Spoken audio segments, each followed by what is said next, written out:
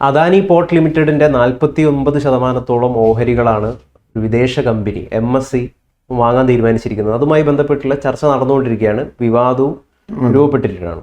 അതായത് 13,000 കോടി രൂപയുടെ നിക്ഷേപമാണ് വരുന്നത്. രാജ്യത്ത് തന്നെ ഒരു പോർട്ടിന് വേണ്ടിയിട്ട് ഇത്രയും വലിയ നിക്ഷേപം വരുന്നത് ആദ്യമായിട്ടാണ്. ഇതിൽ യഥാർത്ഥത്തിൽ സന്തോഷിച്ചിരിക്കുന്നത് CPM ആണെന്ന് തോന്നുന്നു, അല്ലെങ്കിൽ ദേശാഭിമാനിയാണെന്ന് തോന്നുന്നു. അവർ പറയുന്നത് ഈ വിഴിഞ്ഞം തുറമുഖം യാഥാർത്ഥ്യമാക്കിയ മുൻ LDF സർക്കാരിൻ്റെ ദീർഘവീക്ഷണത്തിൻ്റെ വിജയം കൂടിയാണ് വിദേശ നിക്ഷേപം എന്നാണ്. ശരിക്കും പറഞ്ഞു കഴിഞ്ഞാൽ ഇങ്ങനെയൊക്കെ എഴുതാൻ ദേശാഭിമാനിക്ക് എന്ത് അർഹതയാണുള്ളത്? ദേശാഭിമാനിയുടെ അർഹത നമുക്ക് വളരെ കൃത്യമായിട്ട് അറിയാം. വിഴിഞ്ഞം പ്രോജക്റ്റ് പ്രപ്പോസ് ചെയ്യുന്ന കാലത്ത് ഇതിന് പല ഘട്ടങ്ങളുണ്ടല്ലോ. അത് ചൈനീസ് വന്നു, പലരും വന്നല്ലോ. പ്രപ്പോസ് ചെയ്യുന്ന കാലത്ത് തന്നെ നമ്മളെപ്പോലുള്ള ആളുകൾ ഉന്നയിച്ച കുറേ ചോദ്യങ്ങളുണ്ട്. ആ ചോദ്യം അത് വിഴിഞ്ഞത്തിന് മാത്രം വെച്ചിട്ടില്ല. കൊച്ചിയിൽ വല്ലാർപാടം ടെർമിനൽ വന്നപ്പോൾ ഇതേ ചോദ്യങ്ങൾ നമ്മൾ ചോദിച്ചിരുന്നു. അതിൻ്റെ അനുഭവത്തിൽ നിന്നുകൂടിയാണ് വിഴിഞ്ഞത്തിൽ നമ്മൾ വിലയിരുത്തിയത്. ഒന്ന്. രണ്ടാമത് അതിൻ്റെ സാമ്പത്തിക 40 വർഷം കഴിഞ്ഞാൽ നിങ്ങൾക്ക് ലാഭത്തിൻ്റെ 1% തരും എന്നൊക്കെയുള്ള ഒരു കരാർ ഉണ്ടാവുക. ഇതിൽ ആരാ നിക്ഷേപിക്കുന്ന പണം? അദാനിയാണോ? അദാനി ഇതുവരെ എത്ര രൂപ മുടക്കിയിട്ടുണ്ട് എന്നതിൻ്റെ കണക്കൊന്ന് കിട്ടിയാൽ മതി നമുക്ക്. അദാനി പൈസ മുടക്കിയിട്ടില്ല. 8,000 കോടി രൂപ സ്റ്റേറ്റ് ഗവൺമെൻറ്റാണ് മുടക്കിയത്. ഇനി സ്റ്റേറ്റ് ഗവൺമെൻറ് പണിയുണ്ട്. എന്താ അറിയോ? റോഡും റെയിലും ഉണ്ടാക്കി കൊടുക്കാനുള്ള പണി. റോഡ് റെയിലും ഇനി സ്റ്റേറ്റ് ഗവൺമെൻറ് ഉണ്ടാക്കി കൊടുക്കണം എന്ന് പറഞ്ഞാൽ അതിൻ്റെ പൈസ കൂടി ഇനി സ്റ്റേറ്റ് ഗവൺമെൻറ് കൊടുക്കണം.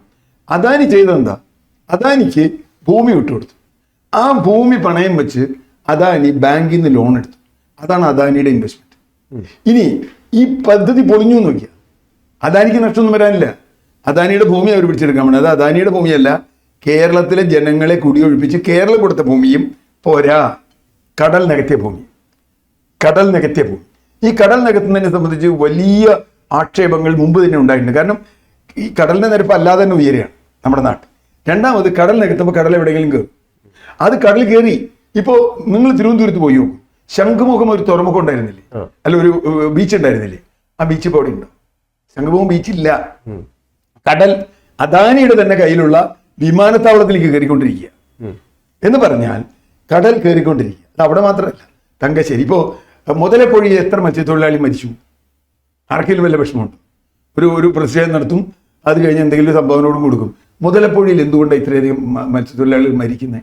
ഈ കടലിനകത്തുമായി ബന്ധപ്പെട്ട് കടലിലുണ്ടാകുന്ന അൺബാലൻസ്, മത്സ്യത്തിന്റെ ലഭ്യതയിൽ കുറവ് വരും എന്ന് കൃത്യമായി പറഞ്ഞിട്ടുണ്ട്. അങ്ങനെ നിരവധി ആഘാതങ്ങൾ. കാരണം ഇതിന്റെ EIA തന്നെ നമ്മൾ പരിശോധിക്കുമ്പോൾ കുറെ കാര്യങ്ങൾ പറഞ്ഞിട്ടുണ്ട്. അപ്പൊ ഞാൻ പാരിസ്ഥിതികമായി. മൂന്നാമത് ഇതിന്റെ സാമ്പത്തിക ലിംഗം വരാം. ഇതിന്റെ സാമ്പത്തികം അതാണ് ഞാൻ പറഞ്ഞേ, ആരുടെ മുതൽ മുടക്കാണ്? ആരാണ് ഇതിൽ മുതൽ മുടക്കിയിട്ടുള്ളത്? ആരൊക്കെയാണ് പ്രോഫിറ്റ് കിട്ടുന്നത്? അത് വളരെ കറക്റ്റായി കണ്ടവരാ ദേശാഭിമാനി. ആദ്യം കടൽ കൊള്ളയാണ് എന്നാണ് ദേശാഭിമാനി ഒരു ഫുൾ പേജ് വാർത്ത. കടൽ കൊള്ള. ആ ദേശാഭിമാനിയുടെ മാറ്റമേ അതാണ്. നമുക്ക് ഭരണം കിട്ടിയാൽ നമ്മൾ ഏതം മാറും. ഈ ദേശാഭിമാനി അത് അന്ന് പറഞ്ഞിട്ട് പിന്നെ നമ്മൾ കാണുന്നത് എന്താ? ഗൗതം അദാനി എന്ന് പറയുന്ന സുന്ദരൻ AKG സെന്ററിൽ വരുന്നു, ബലൂൺ ആളുകൾ സംസാരിക്കുന്നു, പടമെടുക്കുന്നു, ചെയ്യുന്നു. അത് കഴിഞ്ഞ് ഇതിന്റെ നടത്തിപ്പുകാരായി LDF മാറുന്നു. മത്സ്യത്തൊഴിലാളികളെ അവഗണിക്കുന്നു. എത്ര കാലമാണ് സിമെന്റ് ഗോഡൌണിൽ അവിടുത്തെ പാവപ്പെട്ട തീരദേശവാസികൾ ജീവിച്ചത്? എത്ര കാലം അവർ സമരം ചെയ്തു. സമരം ചെയ്ത ആളുകളെ സംബന്ധിച്ച് എനിക്ക് അഭിപ്രായത്തിലുണ്ട്. കാരണം അവർ അസമയത്ത് സമരത്തിന് പിൻവാങ്ങി. യഥാർത്ഥത്തിൽ ജനകീയ സമരമാവാതെ അതിൽ സഭയൊക്കെ ഇടപെട്ട രീതിയെക്കുറിച്ചൊക്കെ എനിക്ക് അഭിപ്രായ വ്യത്യാസമുണ്ട്. അത് ജനകീയമായില്ല, സഭയുടെ സമരം. അതുകൊണ്ട് ഒത്തുതീർപ്പുണ്ടാക്കാൻ എളുപ്പം. ഈ സഭയൊക്കെ പെട്ടെന്ന് ഒത്തുതീർപ്പുണ്ടാക്കും. പക്ഷെ ഒരു ജനകീയ സമരമാകുമ്പോൾ അത് പറ്റില്ല. ഏതായാലും ആ സമരം അവസാനിപ്പിച്ചു. മത്സ്യത്തൊഴിലാളികൾ അനുഭവിച്ച ദുരിതം, ഇനിയും അവിടുത്തെ ഞാൻ നേരത്തെ പറഞ്ഞ ഭൂമി നഷ്ടപ്പെട്ടതിൻ്റെ ദുരിതം, മത്സ്യബന്ധന മേഖലയിൽ ഉണ്ടാകുന്ന പ്രശ്നങ്ങൾ, പാരിസ്ഥിതികം മാത്രമല്ല, അത് വലിയ സാമ്പത്തിക പ്രശ്നമാണ്. ഇതൊക്കെ കഴിഞ്ഞിട്ട് എന്ത് സംഗതിയാണ് അവിടെ ഉണ്ടാവാൻ പോകുന്നത്? ഇനിയും റോഡും റെയിലും കൊടുത്താൽ അവിടെ വലിയ എന്തോ വരുന്ന. ഒന്നാമത്തെ കാര്യം, ട്രാൻസ്ഷിപ്മെന്റ് ടെർമിനൽ എങ്ങനെയാണ് ഒരു പ്രദേശത്ത് വികസനമാവുക? അതൊരു പ്രധാന ചോദ്യമാണ്. കാരണം കേരളത്തിലേക്ക് കൊണ്ടുവരുന്ന സാധനങ്ങളല്ലല്ലോ അവിടെ വരുന്നത്. വലിയ ഷിപ്പ് വരുന്നു, അതിൽ നിന്ന് ചെറിയ ഷിപ്പുകളിലേക്ക് മാറ്റുന്നു. അത്ര ഉണ്ടോ എന്ന് എനിക്കറിയില്ല. ഇപ്പോൾ വല്ലാർപാടത്തെ സ്ഥിതി ഒന്ന് ആലോചിച്ച് നോക്കൂ. വല്ലാർപാടം വന്നപ്പോൾ ഇവിടെയുള്ള അന്ന് ഇതിനെ സപ്പോർട്ട് ചെയ്തു. അന്നും ഇടതുപക്ഷമാണ് കേരളത്തിൽ ഭരിക്കുന്നത്. മൂലംപിള്ളി എന്നൊക്കെ ആളുകളെ കുടിയിറക്കുന്നത് ഇടതുപക്ഷത്തിന്റെ കാലത്താണ്. 316 കുടുംബം കുടിയിറക്കി. ഇപ്പോഴും 250 കുടുംബം തെരുവില, വെളിയില. അവർ പുനരധിവാസവും നടന്നിട്ടില്ല. അതൊക്കെ തട്ടിപ്പ്. അന്ന് പറഞ്ഞെന്താ പറയും, നിങ്ങൾ സഹകരിച്ചാൽ കൊച്ചി ദുബായ് ആവും, സിംഗപ്പൂരാവും. ഇതേ വാചകം തിരുവനന്തപുരത്ത് പറയുക. അപ്പൊ ഞാൻ തിരുവനന്തപുരത്തുകാരോട് ചോദിച്ചു, നിങ്ങൾ കൊച്ചിയിലൊന്ന് വന്ന് നോക്ക്. വല്ലാർപാടം കമ്മീഷൻ ചെയ്തിട്ട് 15 വർഷമായി. അത് വല്ലാർപാടത്തിന് അതിന്റെ പോരായ്മകൾ നികത്തിയേ പോരെ? പോരായ്മ നികത്താന്നല്ല, എന്താ പ്രശ്നം? ഇപ്പൊ ഇവർ പറയുന്നത് എന്താ, ഷിപ്പിംഗ് റൂട്ടിൽ വല്ലാർപാടം പെടുന്നില്ല, വിഴിഞ്ഞം പെടും. കാരണം മറ്റേ ഇന്ത്യയുടെ തെക്ക് വശത്തു കൂടിയുള്ള നമ്മുടെ രാമസേതു ഒക്കെ ഉണ്ടല്ലോ, ആ വഴിക്ക് ഇത് പോകുമ്പോൾ ഇത് വരില്ല, ഇങ്ങോട്ട് വരണമെങ്കിൽ കൂടുതൽ വരണ്ടേ, അതുകൊണ്ട് ഇത് ഷിപ്പിംഗ് റൂട്ടിൽ വരുന്നില്ല. ഷിപ്പിംഗ് റൂട്ടിൽ വരുന്നില്ല എന്നുള്ളത് ഇത് ഉണ്ടാക്കുമ്പോൾ അറിയില്ലേ? ഞാൻ പറഞ്ഞു ഇതൊക്കെ നമ്മൾ പറഞ്ഞാണ്, ഇത് ഷിപ്പിംഗ് റൂട്ടിൽ വരില്ല. ഇപ്പൊ വിഴിഞ്ഞോ കൂടി വന്നാൽ വല്ലാർപാടം സ്വാഹ. വല്ലാർപാടത്തിന് വേണ്ടി കുടിയൊഴിക്കപ്പെട്ട ഒരു ദുരിതം മാത്രം ബാക്കി. വല്ലാർപാടം നാളെ ദുബായ് പോർട്ട് പിടിച്ചിട്ട് പോകും, അവർക്ക് ഒരു പ്രശ്നവുമില്ല. ഇട്ട് പോയില്ലെങ്കിൽ ഒരു കുഴപ്പമില്ല, അവരുടെ ഇൻവെസ്റ്റ്മെന്റ് ഒന്നുമില്ല, അവർ ലോൺ എടുത്തുള്ള കളിയാണ്. ഈ എല്ലാ ഇൻവെസ്റ്റേഴ്സും ബാങ്ക് ലോൺ എടുക്കുക. ആ ബാങ്ക് ലോൺ ഗ്യാരണ്ടി നമ്മുടെ പ്രോപ്പർട്ടി എന്ന് പറഞ്ഞാൽ ഇത് പൊളിഞ്ഞു പോയാലും, ഞാൻ പറഞ്ഞു പൊളിഞ്ഞു പോയാലും അദാനിക്ക് ഒരു കുഴപ്പമില്ല. ഇനി രണ്ടാമത്തെ വിഷയം, ദേശാഭിമാനി ഈ ദേശാഭിമാനിലെ എല്ലാ പത്രങ്ങളും 13,000 കോടി രൂപയുടെ നിക്ഷേപം വരുന്നു. ഈ ഓഹരി കമ്പോളത്തെ കുറിച്ച് ഒരു സാധാരണ ധാരണ നമുക്കുണ്ടല്ലോ. റിലയൻസിന്റെ ഒരു കമ്പനി, റിലയൻസിന്റെ കയ്യിൽ കുറെ ഷെയർ ഉണ്ട്, നമ്മുടെ കയ്യിലുണ്ട്, നാട്ടുകാരിലൊക്കെ ഉണ്ട് ഷെയർ. റിലയൻസ് ആ ഷെയർ നമുക്കിങ്ങ് തരികയാണ്. കമ്പോളത്തിൽ ഷെയർ കൈമാറ്റം ഉണ്ടല്ലോ. ഒരു ദിവസം എത്ര കോടാനുകോടി ഷെയറുകളാ നമ്മുടെ ഷെയർ മാർക്കറ്റിൽ, ബോംബെ സ്റ്റോക്ക് എക്സ്ചേഞ്ചിലും കൊച്ചിയിലടക്കം കൈമാറുന്നത്. എന്തെങ്കിലും ഈ കമ്പനിക്ക് എന്തെങ്കിലും ബന്ധമുണ്ടോ അതുമായിട്ട്? റിലയൻസിന്റെ കമ്പനിയിൽ എന്തെങ്കിലും മാറ്റമുണ്ടോ? റിലയൻസിന്റെ ഷെയർ റിലയൻസിൽ നിന്ന് ഞാൻ വാങ്ങി, അല്ലെങ്കിൽ നിങ്ങൾ വാങ്ങി, അല്ലെങ്കിൽ വേറൊരു മുതലാളി വാങ്ങി, റിലയൻസ് കമ്പനിക്ക് ഇത് വല്ല ബന്ധമുണ്ട്? റിലയൻസ് കമ്പനിയിൽ പുതിയ നിക്ഷേപം വന്നു എന്ന് എങ്ങനെ പറയും? അദാനിയുടെ നിക്ഷേപം, അതിന്റെ ഷെയർ അയാൾ വേറെ ആൾ കൈമാറുന്നു. ഇവിടെ പുതിയ ഇൻവെസ്റ്റ്മെന്റ് എവിടെയാണ് വരുന്നത്? ഇതിലെവിടെയാണ് പുതിയ ഇൻവെസ്റ്റ്മെന്റ് വരുന്നത്? എനിക്ക് ഇതുവരെ മനസ്സിലായിട്ടില്ല. ഷെയർ കൈമാറ്റം ചെയ്താൽ ഇൻവെസ്റ്റ്മെന്റ് വരില്ല. അപ്പൊ അതൊരു തട്ടിപ്പ് വേർഡാണ്. ഇനി മൂന്നാമത്തെ കാര്യം, ഇവർ ഈ കമ്പനി അവിടെയാണ് ഈ കമ്പനിയും അദാനിയുടെ കമ്പനിയും തമ്മിലും ഇതിനു മുമ്പ് തന്നെ എഗ്രിമെന്റ്സ് ഉണ്ട്. മുന്ദ്ര പോർട്ടും അതുപോലെ മറ്റ് പോർട്ടുകളുമായിട്ട് ഇവർക്ക് നല്ല എഗ്രിമെന്റ് ഉണ്ട്. ഇതൊരു കൂട്ടുകമ്പനിയാണ്. അതാണ് ഞാൻ പറഞ്ഞത്, ഇത് പ്ലാന്റ് കച്ചവടമാണ്. ഇനി അവരുടെ ഓഹരി എന്ന് പറഞ്ഞാൽ എന്താ? അദാനി മേടിച്ച ലോൺ, അദാനിയുടെ ലോൺ ഇപ്പോൾ വീടി, പക്ഷെ അവരുടെ ലോൺ ഉണ്ട്. ആ ലോൺ അദാനി കൈമാറുകയാണ്, ഇത്രേ ഉള്ളൂ. ഞാൻ ഓഹരി വാങ്ങാന്ന് പറയുമ്പോൾ അതിന്റെ ഡെപ്റ്റും ഞാൻ കൈമാറും. ഓഹരി അകാര്യയുടെ ഓഹരിയുള്ള ഭൂമിയുടെ മേലുള്ള ഡെപ്റ്റും അവർക്ക് കിട്ടി. ഇനി ഇത് കമ്പനി പൊളിഞ്ഞു പോയി നോക്കി, അവർക്കെന്താ നഷ്ടം? അവർക്കൊരു നഷ്ടവുമില്ല, അദാനിക്ക് നഷ്ടവുമില്ല. കാരണം എന്താ വെച്ചാൽ ഈ ഡെപ്റ്റാണ്. അപ്പോൾ ഇതിൽ ഒരു പുതിയ ഇൻവെസ്റ്റ്മെന്റ് വരുന്നില്ല. ഒരു കമ്പനി വേറൊരു കമ്പനിക്ക് ഷെയർ കൈമാറുമ്പോൾ ഇൻവെസ്റ്റ്മെന്റ് വരുന്നു എന്ന് പറയുന്നത് സാധാരണ ഒരു ആളുകളെ പറ്റിക്കുന്ന ഒരു പരിപാടി. ഇതാണ് എൻ്റെ ഒരു കാര്യം. അല്ല, ഷെയർ കൊടുക്കുമ്പോൾ സ്വാഭാവികമായിട്ടും അവർ നൽകുന്ന പണം ഉണ്ടാവുമല്ലോ. ആർക്ക് കൊടുക്കും? ആ പണം അദാനിക്കല്ലേ കിട്ടുക, നമുക്ക് കിട്ടുമോ? നിങ്ങൾക്ക് മനസ്സിലായില്ലേ? ഒരു 100 കോടി രൂപയുടെ ഒരു പദ്ധതി, അതിന് 10 കോടി രൂപയുടെ ഷെയർ ഉണ്ടെന്ന് വെച്ചു. അതിൽ 25% നിങ്ങളുടെ 25% എൻ്റെ 25% മൂന്നാമത്തെ ഒരാളുടെ. നിങ്ങളുടെ 25% നിങ്ങൾ എനിക്ക് തരിക. അതിലെവിടെ ഇൻവെസ്റ്റ്മെന്റ് വരും? ഞാൻ അതിന്റെ പൈസ നിങ്ങൾക്ക് തരുന്നില്ലാതെ കമ്പനിക്ക് എന്ത് ബന്ധം? പോയിന്റ് മനസ്സിലായ? ഷെയർ കൈമാറ്റം ചെയ്യുന്നത് ഒരിക്കലും ഇൻവെസ്റ്റ്മെന്റ് അല്ല. അതാണ് ഇൻവെസ്റ്റ് ചെയ്യുന്നതിന് പകരം MSC ഇൻവെസ്റ്റ് ചെയ്തു എന്ന് വേണ്ടി പറയാം. അത് ഇൻവെസ്റ്റ്മെന്റ് അതിലും ഇല്ല, അത് വേറെ കഥ. അദാനിയുടെ പൈസയ്ക്ക് പകരം MSCയുടെ പൈസ. ഇതിന്റെ ഷെയർ ക്യാപിറ്റൽ കൂടുന്നുണ്ടോ? ഇല്ലല്ലോ. കമ്പനിയുടെ ഷെയർ ക്യാപിറ്റൽ കൂടുന്നുണ്ടോ? കമ്പനിയുടെ ഇൻവെസ്റ്റ്മെന്റ് കൂടുന്നുണ്ടോ? അത് കൂടിയില്ലെങ്കിൽ പുതിയ എന്തെങ്കിലും വരുന്നുണ്ടോ കമ്പനിയിൽ? ഒന്നും വരുന്നില്ലല്ലോ. അപ്പൊ ചോദ്യം ഇതാണ്, ഇൻവെസ്റ്റ്മെന്റ് കൊണ്ടുവന്നു എന്ന വാദം തെറ്റാണ്. ഇനി ഇത് വലിയ തോതിൽ ഇടതുപക്ഷത്തിന്റെ നേട്ടമാണ് എന്ന് പറയുന്നത്. ഇപ്പോൾ എത്ര ഷെയർ കൊടുക്കാന്നുള്ളതിലൊക്കെയാണ് ഇടതുപക്ഷത്തിന് അഭിപ്രായ വ്യത്യാസമാണ്. അതവിടെ നിൽക്കട്ടെ. ഇപ്പം ഇന്ന് ഞാൻ കാണുന്നത് നിയമസഭയിൽ സതീശൻ പറഞ്ഞത് ഞങ്ങളുടെ അനുവാദം മേടിച്ചിട്ടില്ല, സ്റ്റേറ്റ് ഗവൺമെന്റ് അനുമതി കൊടുത്തിട്ടില്ല ഇതുവരെ. അത് കൊടുക്കില്ലയോ എന്നുള്ളതൊക്കെ വേറെ കാര്യം. കാരണം അന്തിമമായി അദാനി വിചാരിച്ച മാതിരി ഇവിടെ കാര്യം നടക്കുന്നില്ല. എനിക്കൊരു തർക്കമില്ല. കാരണം ആർക്ക് അദാനിയുടെ എതിർപ്പം? അദാനിയെ എല്ലാവർക്കും വേണം. ഇപ്പൊ ആകെ ഇന്ത്യയിൽ അദാനി എതിർക്കുന്നത് രാഹുൽ ഗാന്ധി മാത്രം. ഞാൻ പറയുന്നത് നാളെ UP മുഖ്യമന്ത്രിയായിട്ട് രാഹുൽ ഗാന്ധി വന്നാൽ രാഹുൽ ഗാന്ധി അദാനിയുടെ ആളാവും. കാരണം UP ഡെവലപ്മെന്റ് വേണം, അദാനി വേണം എന്ന് പറയും. പ്രശ്നം അതാണ്. അപ്പൊ എന്താ വെച്ചാൽ ഈ തട്ടിപ്പാണ് അദാനി ഇവിടെ ഉപയോഗിക്കുന്നത്. എങ്ങനെയാണ് 2014 എവിടെ ഇല്ലാതിരുന്ന ഒരു അദാനി 2026 ആകുമ്പോൾ ലോകം കൈപ്പിടിയിൽ ഒതുക്കി അദാനിയാവുന്നത്? അതിന്റെ വളർച്ച നമുക്കറിയാലോ.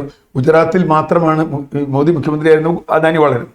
മോദി പ്രധാനമന്ത്രിയായപ്പോൾ അദാനി ഇന്ത്യ ആകെ വളരുന്നു, ലോകമാകെ വളരുന്നു. അതായത് മോദിക്ക് മാത്രമല്ല എല്ലാവർക്കും അദാനി വേണം. അപ്പൊ മോദിക്കുള്ള അതേ ബന്ധം അല്ലെങ്കിൽ വേണ്ടി അടുപ്പം എല്ലാവർക്കും അദാനി വേണം. അപ്പൊ അതുകൊണ്ട് ഇവിടെ ഇപ്പൊ ഇത് വെറും കണക്കിലൊരു കളി മാത്രമാണ്.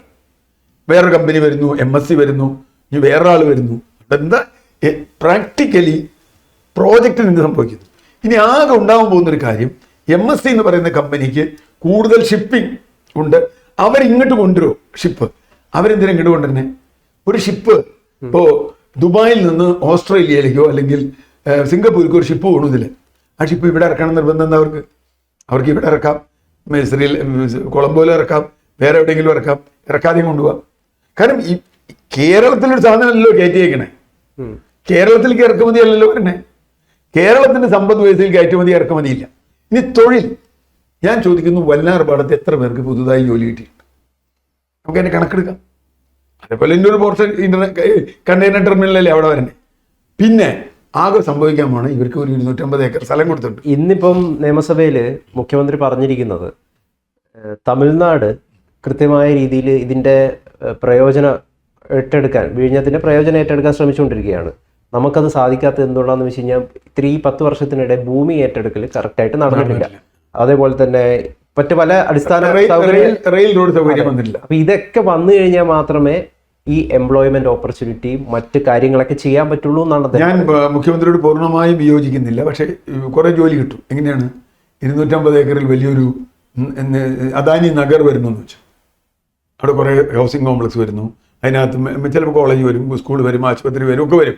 ഒരു ഹൗസിംഗ്, അങ്ങനെ ഒരു ഹൗസിംഗ് വന്നു എന്ന് പറഞ്ഞാൽ അതിൽ കുറെ ആളുകൾക്ക് ജോലി കിട്ടില്ല എന്ന് ഞാൻ പറയില്ല. പക്ഷെ പോർട്ടിൽ ഒരു കുഞ്ഞിനും ജോലി കിട്ടില്ല. പോർട്ട് ടോട്ടലി ഓട്ടോമേറ്റഡ് ആണ്. ഇപ്പൊ ഞാൻ പറയാം, കൊച്ചിൻ പോർട്ട് ഉണ്ടായിരുന്ന കാലത്ത്, കൊച്ചിൻ പോർട്ട് ഫുള്ളായത് ഇപ്പോൾ വല്ലാർപാടും ചെയ്യുന്നത് നമ്മൾ കൊച്ചിൻ പോർട്ടാണല്ലോ ചെയ്തിരുന്നത്. അതിനേക്കാൾ എത്ര ബിസിനസ് വല്ലാർപാടത്ത് കൂടിയിട്ട് കഴിഞ്ഞ 15 കൊല്ലം കൊണ്ട്?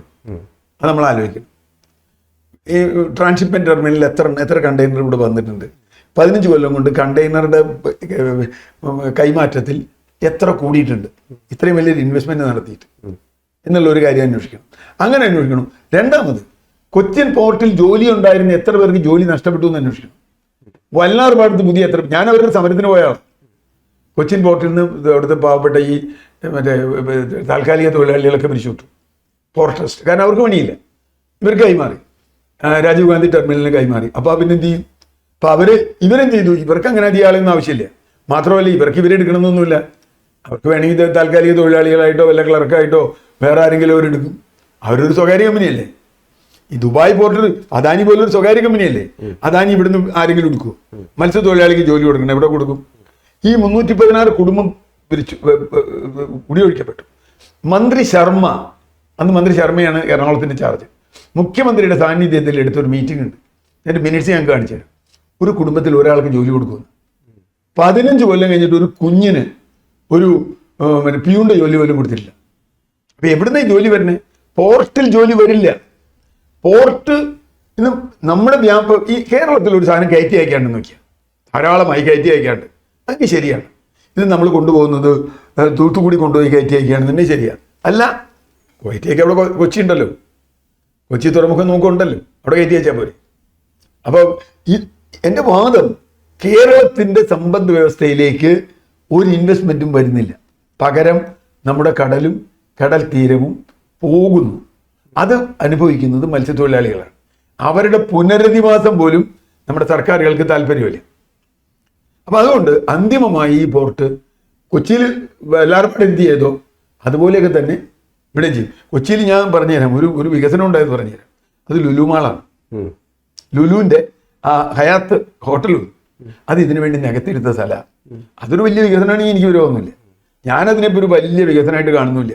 കാരണം ഇതിനു വേണ്ടി നികത്തിയെടുത്ത സ്ഥലം, ഇത് കപ്പൽച്ചാലിന് വേണ്ടി എന്ന് പറഞ്ഞ നികത്തിയെടുത്ത സ്ഥലം, അത് റിയൽ എസ്റ്റേറ്റ് മറച്ചു വിറ്റ് പോർട്ട് അത് സാമ്പത്തികമായി ഉപയോഗിക്കുക. ലോകത്ത് വിവിധ ഇടങ്ങളിൽ പല രാജ്യങ്ങൾക്ക് അവരുടേതായ പോർട്ടുകളുണ്ട്. അതുകൊണ്ടൊക്കെ സമ്പന്നമാകുന്ന രാജ്യങ്ങളും ഉണ്ട്. അതെങ്ങനെയാണെങ്കിൽ അവരുടെ മാർക്കറ്റ് ഉണ്ടെങ്കിൽ. ഇപ്പൊ ദുബായിൽ മാർക്കറ്റ് ഉണ്ട്.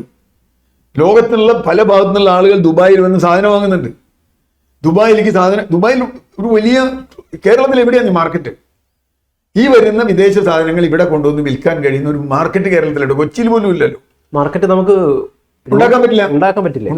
ഉണ്ടാക്കുന്ന ആള് വരണ്ടേ? ഇതിനാള് വരണേ? എന്തിനാ അങ്ങടെ ആള് വരണേ? ടൂറിസ്റ്റ് ആണ് ഇവിടെ ആകെ വരാനുള്ള ഒരു സാധനം. ടൂറിസ്റ്റ് ഇവിടെ വന്നിട്ട് ഇവിടുന്ന് സാധനം വാങ്ങിച്ചിട്ടു. ഇപ്പൊ ദുബായ് പോർട്ട് പോലെ, അല്ലെങ്കിൽ ദുബായിലെ മറ്റേ ഇതുണ്ടല്ലോ ലോട്ടറി, ബഡ്ജറ്റ് അവതരണ സമയത്ത് അത് കഴിഞ്ഞതിന് ശേഷം വി.ഡി. സതീശൻ നൽകിയ ഒരു പത്രസമ്മേളനത്തിൽ അദ്ദേഹം പറഞ്ഞത് ഇവിടുത്തെ കുട്ടികളൊക്കെ മറ്റു പുറത്തേക്ക് പോവുകയാണ്, കാരണം ഇവിടെ ജോലി ഇല്ല എന്നുള്ളതാണ്. അതുകൊണ്ട് നമ്മുടെ നയം എന്ന് പറയുന്നത് സ്വകാര്യ നിക്ഷേപത്തെ പ്രോത്സാഹിപ്പിക്കുക, അത് വരിക തന്നെ വേണം, എങ്കിൽ മാത്രമേ സംസ്ഥാനം വളരുള്ളൂ, ജോലി ഉണ്ടാകുള്ളൂ, മാർക്കറ്റ് ഉണ്ടാകുള്ളൂ എന്ന് അദ്ദേഹം പറഞ്ഞു. അല്ല, സ്വകാര്യ നിക്ഷേപത്തിനെ പെർസെ എതിർക്കുന്ന ഒരാളൊന്നുമല്ല ഞാൻ. കാരണം ഇന്ത്യ ഒരു മിക്സഡ് എക്കോണമിയാണെന്ന് നമ്മൾ പറയും. പബ്ലിക് ഇൻവെസ്റ്റ്മെന്റ്, സർക്കാരിൻ്റെ കയ്യിൽ വേണ്ടത്ര പണമില്ല, മുടക്കും. പക്ഷെ എവിടെ മുടക്കണം, എവിടെ തൊഴിലുണ്ടാവും, ഈ പറഞ്ഞ ഇതിൽ എത്ര തൊഴിൽ നിങ്ങൾക്ക് കിട്ടുമെന്നൊന്ന് പഠിക്കണം. നേരെ മറിച്ച് ഇപ്പം ഞാൻ ഉദാഹരണം പറയാം. നേരെ മറിച്ച് ഒരു ടൂറിസം മേഖലയിലോ ഒരു ഹെൽത്ത് മേഖലയിൽ ഇൻവെസ്റ്റ്മെന്റ് വരുന്നുണ്ട്. ഹെൽത്ത് മേഖലയിൽ വരുമ്പോൾ കുറച്ച് ഡോക്ടർമാർക്കും നഴ്സുമാർക്കും കുറച്ച് അറ്റൻഡർമാർക്കും ജോലി കിട്ടും. പാസ്റ്റർ മെഡിസിറ്റി വലുതാക്കി നിൽക്കുക, അവിടെ കുറച്ച് ഡോക്ടർമാർക്കും ആശുപത്രിക്കാർക്കും കിട്ടും. ജനങ്ങൾക്ക് അത് ഗുണമാണോ എന്നുള്ളത് രണ്ടാമത്തെ കാര്യം. രോഗികൾക്ക് അത് ഗുണമാണോ എന്ന് നമ്മൾ വേറെ പരിശോധിക്കണം. പക്ഷേ കുറച്ച് പേർക്ക് ജോലി കിട്ടും. ഒരു ടൂറിസ്റ്റ് റിസോർട്ട് വന്നാൽ കുറച്ച് പേർക്ക് ജോലി കിട്ടും, ഇല്ലെന്ന് ഞാൻ പറയില്ല. പക്ഷേ അതിനപ്പുറത്തേക്ക് ദുബായോ സിംഗപ്പൂരോ ആണ് നിങ്ങൾ കാണുന്നതെങ്കിൽ അത് വേറൊരു എൻവറോൺമെന്റ് അവിടെയുള്ളത്. അങ്ങനെ ഒരു എൻവറോൺമെന്റിലേക്ക് കേരളത്തെ കൊണ്ടുപോകാൻ പറ്റില്ല. അതിനുള്ള സ്പേസ് ഇവിടെയില്ല, അതിനുള്ള സംഗതി ഇവിടെയില്ല. അപ്പൊ കേരളത്തിന്റെ തനതായ, ഇപ്പോൾ സതീശൻ പറഞ്ഞ ഒരു കാര്യം, കേരളത്തിന്റെ സീ മിഷൻ, ഓഷൻ മിഷൻ ഉണ്ടാക്കുക. ഒരു പരിധി ഒരു കാര്യത്തിൽ ഞാൻ യോജിക്കാറ്. ഇപ്പൊ ഇവിടെ പോർട്ടുണ്ട്, തിരുവനന്തപുരത്തുണ്ട്, കൊല്ലത്തുണ്ടാക്കാം, ആലപ്പുഴ ഉണ്ടാക്കാം, കൊച്ചിയിലുണ്ട്, പൊന്നാനി, ബേപ്പൂര്, അഴീക്കൽ ഒക്കെ ഉണ്ടാക്കാം. കേരളത്തിലെ അകത്ത് പോകുന്ന ട്രാൻസ്പോർട്ട് അത് പുറത്തുകൂടിയാക്കാം. ഉദാഹരണത്തിന് ടാങ്കർ നമ്മുടെ റോഡിലെ ഏറ്റവും വലിയ ശല്യങ്ങളിലൊന്നാണ്, ഏറ്റവും കൂടുതൽ അപകടം ഉണ്ടാവുന്ന. ഈ ടാങ്കർ നിങ്ങൾക്ക് കൊണ്ടുപോകാം, ഗുഡ്സ് ട്രാൻസ്പോർട്ട് കൊണ്ടുപോകാം. കൊച്ചിയിലേക്ക് വരുന്ന ഗുഡ്സ് പല സ്ഥലത്ത് നമുക്ക് കോയമ്പത്തൂരിൽ നിന്നോ അല്ലെങ്കിൽ വേറെ എവിടെന്നെങ്കിലും മാംഗ്ലൂരിൽ നിന്ന് വരുന്ന ഗുഡ്സ് അവിടുന്ന് സീൽ വരാം. അത് കുറച്ച് കോഴിക്കോട് ഇറക്കാം, ബേപ്പൂർ ഇറക്കാം, കുറച്ച് പൊന്നാനി ഇറക്കാം, കുറച്ച് ഇവിടെ ഇറക്കാം. ഒരു വിരോധമില്ല. ഗുഡ്സ് ട്രാൻസ്പോർട്ട് അത് വേറെ തരത്തിൽ നല്ലതാണ്. കാരണം ഒരു പാരിസ്ഥിതികവും നമ്മുടെ റോഡ് ഗതാഗതത്തിന്റെ കഞ്ചഷൻ കുറയ്ക്കാൻ. ഇപ്പോൾ വാളയാറിൽ നിന്നൊക്കെ വരുന്ന വണ്ടി അല്ലെങ്കിൽ മംഗലാപുരത്തു നിന്നോ അവിടെ നിന്നൊക്കെ വരുന്ന വണ്ടികൾ നമ്മുടെ റോഡിൽ വലിയ പ്രശ്നം ഉണ്ടാക്കും. നമ്മുടെ ഹൈവേകളിൽ റഷ് ഉണ്ടാക്കും, റഷ് കുറയ്ക്കാം. ജലഗതാഗതത്തിന് നമ്മൾ അംഗീകരിക്കുന്നു. പക്ഷേ അതുകൊണ്ട് എത്ര ജോലിയുണ്ടോ അതൊന്ന് പരിശോധിക്കണം. അപ്പം മാത്രമല്ല, അതുണ്ടാക്കുന്ന പാരിസ്ഥിതികമായ പ്രശ്നങ്ങൾ എത്ര പഠിക്കണം. അതാ ഞാൻ പറഞ്ഞു. ഇപ്പം നമ്മൾ കേരളയിൽ വന്നപ്പോഴും നമ്മൾ ചോദിച്ച ചോദ്യം അതാ, കേരളയിൽ ആർക്ക് ജോലി കൊടുക്കും, ആർക്കതിന് ജോലി കിട്ടുക, എത്ര പേർക്ക് ജോലി കിട്ടും? ഇവർ ആയിരക്കണക്കിന് ആൾക്ക് ജോലി കിട്ടപ്പോഴാണ് നൽകി. ഇതിന്റെ കൺസ്ട്രക്ഷൻ സമയത്ത് എന്തായാലും ജോലി കിട്ടട്ടെ എന്നാണ് പറയാനുള്ളത്. അല്ല, ജോലി കിട്ടട്ടെ എന്ന് ഞാനും പറയുന്നു. ജോലി പക്ഷേ അത് കുറെ കൂടി ഈ എന്താ പറയുക, വളരെ പ്ലാൻഡായ രീതിയിൽ വേണം. ഇൻവെസ്റ്റ്മെന്റ് വന്നത് കൊണ്ട് മാത്രം ജോലി കിട്ടില്ല. അതിന് വി.ഡി. സതീശന് പറ്റില്ലേ? വി.ഡി. സതീശന് പറ്റുമെന്നുള്ളത് വി.ഡി. സതീശൻ തെളിയിക്കേണ്ട കാര്യം. ഞാൻ അദ്ദേഹത്തിന് വേണ്ടി വൗച്ച് ചെയ്യാനും തയ്യാറല്ല, ഇപ്പം നിഷേധിക്കാനും തയ്യാറല്ല. എന്തായാലും ഈ ഒരു കാര്യം അവസാനം നിർത്തുമ്പോൾ ചോദിക്കാനുള്ളത്, കടൽക്കൊള്ള എന്ന് എഴുതിയ ദേശാഭിമാനി അവർ ആ സമയത്ത് ഇതിലുള്ള കുറേ വ്യവസ്ഥകളെയാണ് ഇവർ എതിർത്തിരുന്നത്. ഇവർ ഭരണത്തിൽ വന്നപ്പോൾ എന്തിനാണ് ആ വ്യവസ്ഥകൾ തന്നെയാണല്ലോ ഇവരും 100% 1 ഇഞ്ച് 1 പോയിന്റ് വ്യത്യാസം, ഒരു കുത്തു ഗോമയം പോലും മാറ്റിയിട്ടില്ല. കാരണം അത് മാറ്റാനൊന്നും അദാനി സമ്മതിക്കില്ല. അപ്പൊ എന്ത് പറ്റും? ഈ കടൽക്കൊള്ള ഇവിടെ നടക്കുന്നുണ്ട്. അവസാനം അന്ന് അവർ പറഞ്ഞെന്താ പറയുക, ഒരു വാദം, മുൻ സർക്കാർ ഒപ്പിട്ട് പോയി, ഇനി ഞങ്ങൾക്ക് ചെയ്യാൻ പറ്റില്ല. ഇപ്പൊ അത് പറയുന്നില്ല, ഇപ്പൊ ഞങ്ങളുടെ ഇച്ഛാശക്തിയാണ്. നേരെ ഞാൻ ഇപ്പൊ PM ശ്രീയുടെ കാര്യത്തിൽ UDF ഗവൺമെന്റ് പറയണേ, ഇത് നിങ്ങളൊരു കരാർ ഒപ്പിട്ടു, അവർ MOU ഒപ്പിട്ടു വിഴിഞ്ഞത്തിന്, ഇവര് PM ശ്രീക്ക് ഒരു MOU ഒപ്പിട്ടു. നിങ്ങൾ ഒപ്പിട്ടില്ലേ? കേന്ദ്ര സർക്കാരുമായിട്ടൊരു MOU ഒപ്പിട്ടാൽ മാറ്റാൻ പറ്റുമോ? അത് തന്നെ അദാനിയായിട്ടൊരു MOU ഒപ്പിട്ടാൽ മാറ്റാൻ പറ്റുമോ? പക്ഷെ അവരൊക്കെ കടന്ന് ഇപ്പോൾ അദാനി ഈസ് അവർ പാർട്ട്ണർ എന്ന് പറയുന്ന അദാനി ഇപ്പൊ എല്ലാവർക്കും സുഹൃത്തുക്കൾ. അതാണ് കാര്യം.